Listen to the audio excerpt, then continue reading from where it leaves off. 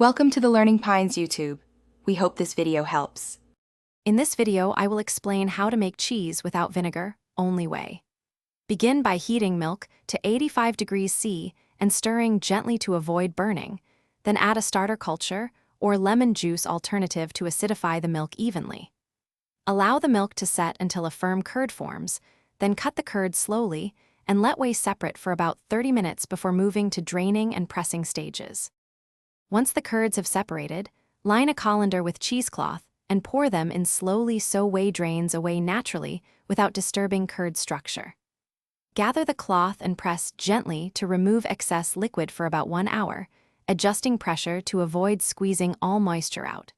Move the curd into a mold or form and apply even pressure to shape the cheese and create the texture you prefer. If you are finding this video helpful, please subscribe and like to support more useful recipes. It really helps the channel grow.